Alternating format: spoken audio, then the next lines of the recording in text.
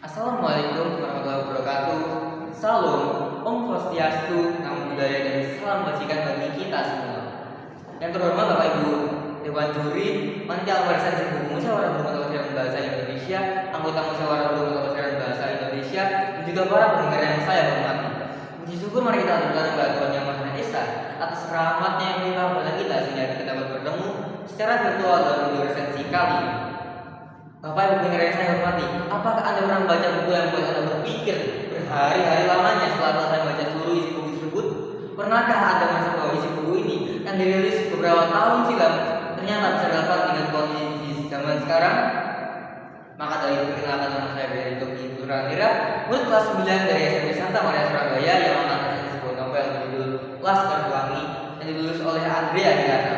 Buku ini diterbitkan oleh PT Bintang Pustaka pada tahun 2005 dan telah memiliki 62 edisi cetak pada awal tahun 2025. Novel Laskar Pelangi telah meraih banyak prestasi baik di kancah nasional maupun di tingkat internasional. Novel ini telah diterjemahkan ke dalam lebih dari 22 bahasa asing. Bayangkan saudara-saudara. Dan juga telah diedarkan lebih dari 130 negara dunia.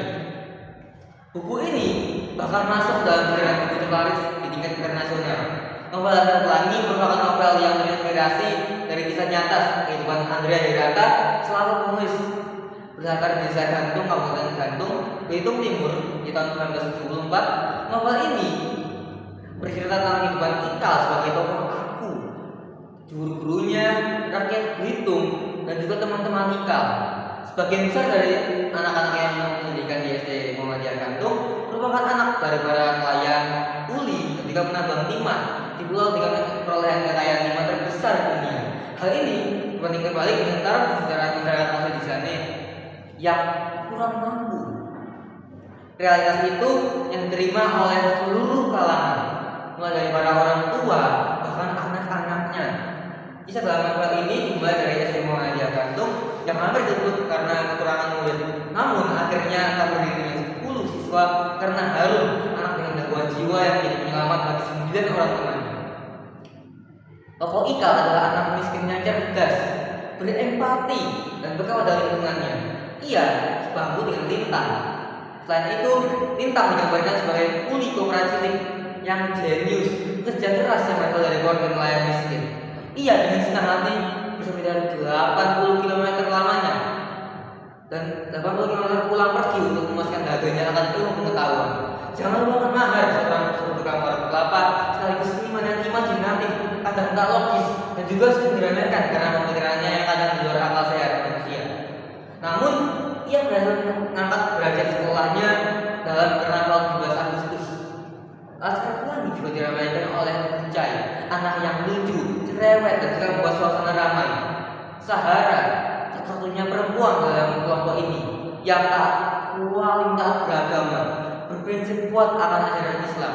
Syahdan, anak polos yang sering jadi bahan candaan bagi teman-temannya, tapi ia setia.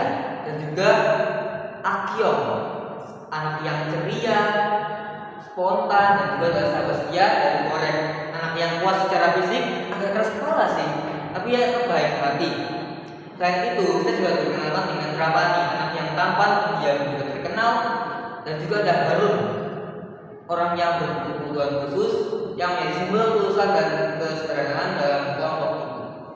Dalam novel ini, mereka dibimbing oleh muslimah atau pemus, karakter yang kuat keibuan, sangat baik, sabar, piawai dalam mengajar murid-muridnya, bagaimana cara belajar, penyayang, dan juga sebagainya.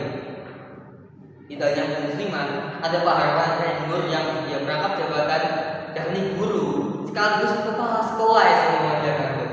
Penyampaian materi ajar yang disampaikan oleh Pak Harpan seringkali menyelipkan kisah-kisah dari para nabi dan juga para rasul dalam agama Islam.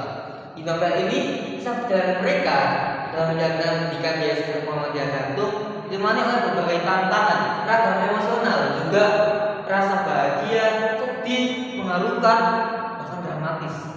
Kisah ini diakhiri dengan kematian ayah Lintang yang memaksa Lintang harus putus sekolah karena harus menjadi tulang punggung keluarganya. Kisah dilanjutkan dengan kejadian 12 tahun kemudian di mana Ikal yang berjuang di luar pulau Belitung kembali ke kampung halamannya dan juga bertemu Ikal. Soyalita. Novel Laskar Pelangi karya Andrea Hirata memiliki banyak kelebihan yang membuat gemari membaca dari berbagai kalangan, dari kalangan tua bahkan muda. Ceritanya sangat menginspirasi dan menyentuh hati karena menggambarkan perjuangan anak-anak miskin dari Pulau Belitung yang bersemangat menuntut ilmu meskipun serba kekurangan. Gaya bahasanya juga penuh majas metafora, indah, puitis dan juga penuh dengan deskripsi yang hidup. Selain itu, buku ini juga syarat dengan nilai-nilai pendidikan dan juga moral seperti semangat untuk pantang menyerah, persahabatan dan juga persaudaraan. Latar budaya khas Indonesia juga menjadikan karakternya beragam.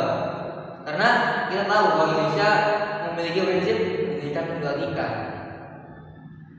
Dan juga ceritanya juga sangat nyata dan juga membekas di hati pembacanya. Novel ini juga menceritakan tentang persahabatan dan juga persaudaraan yang bisa dimengerti oleh semua umur. Cerita kisahnya yang mengharukan bisa menggugah emosi pembaca. Kelemahan dari novel ini adalah penggunaan istilah-istilah ilmiah dalam ceritanya. Hal ini membuat pembaca kesulitan dalam membaca dan juga mengimajinasikan isi ceritanya karena kurang bisa memahami istilah-istilah ilmiah dalam novel ini. Apalagi glossarium diletakkan di bagian belakang novel. Hal ini menyebabkan pembaca kurang nyaman dalam baca novel ini. Lalu ada perubahan pada edisi ke-60, namun dalam perubahan tersebut terdapat perubahan makna kata. Contohnya pada halaman pertama ada perbedaan kata di situ. Di halaman pertama tertulis bahwa pohon Filisium yang rindang menunjukkan dalam glossarium disebutkan bahwa pohon Filisium adalah pohon Kiara. Namun pada edisi ke-60 disebutkan bahwa pohon jamu mawar tua menunjukkanku. Hal ini mengisyaratkan bahwa ada perubahan makna. Andrea Hirata menggunakan alur yang maju mundur, yang logika sebalik yang membuat beberapa pembaca mungkin kurang nyaman. Berbeda dengan alur yang maju, yang runtut.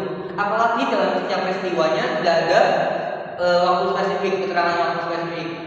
Selain itu, tokoh-tokoh sampingan juga digambarkan kurang mendalam. Amanat yang diambil adalah semangat pantang menyerah, untuk menuntut pendidikan, menyerahi mimpi kita. Kita diajarkan untuk tidak menyerah meskipun hidup penuh keterbatasan, serta pentingnya persahabatan, kejujuran, juga kerja keras dalam meraih mimpi. Novel ini juga memberi pesan bahwa setiap anak memiliki potensi yang besar jika diberi kesempatan yang sama. Secara keseluruhan, Laskar Pelangi adalah novel yang penuh makna dan motivasi. Melalui kisah sederhana, Andrea Hirata berhasil menyampaikan pesan bahwa impian dan perjuangan tidak akan pernah sia-sia. Kita juga diajak untuk peduli terhadap saudara-saudara kita yang tertinggal dan terpinggirkan. Demikian resensi novel Laskar Pelangi saya, karya Andrea Hirata. Mohon maaf bila ada kesalahan kata. Saya akan menutup resensi ini dengan sebuah quote: pendidikan adalah senjata paling ampuh untuk berubah dunia. Nelson Mandela. Sekian dari saya. Terima kasih. Wassalamualaikum warahmatullahi wabarakatuh dan salam literasi.